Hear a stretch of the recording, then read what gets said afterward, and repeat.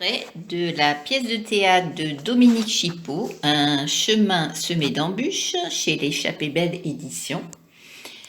Donc une pièce de théâtre écrite pour parler des haïkus et qui est aussi dialoguée en haïku. C'est assez amusant et original. Dans la pièce, lecture des haïkus par Muraki, Paul et Michel comme une joute verbale, un slam haïku.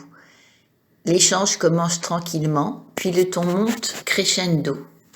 Le narrateur peut dire les noms des traducteurs. Le vieil étang, une grenouille y plonge. Plaf! Une vieille mare, et quand une grenouille plonge, le bruit que fait l'eau. Tout un vieil étang, là où saute la grenouille dans un clapotis. L'étang éteint, dans l'eau qui plonge, floque la grenouille. Une vieille mare, une reine en vol, plongeant, et l'eau en rumeur. Oh, une grenouille saute au-dessus du vieil étang, ricochet de gouttes. Paix du vieil étang, une grenouille y plonge, un ploc dans l'eau.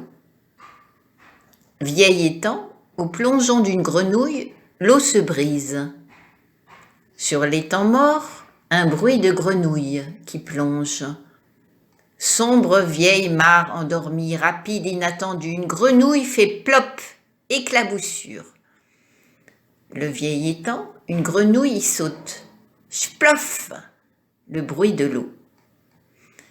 Christian tape des poings sur la table et crie. Marre, vraiment marre du plongeon de votre reine. Bruit de marrage. Tous le regardent étonnés.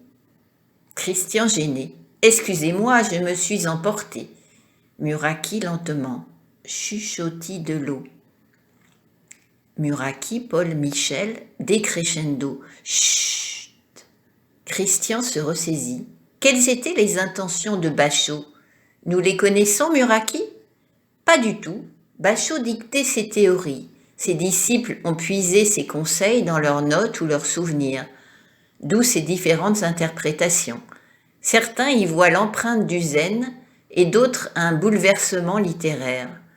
Les premiers trouvent une grande valeur spirituelle à cette image, le plongeon symbolisant l'illumination, le satori bouddhiste. Pour les autres, ce haïku révolutionne les canons de la poésie de l'époque d'Edo.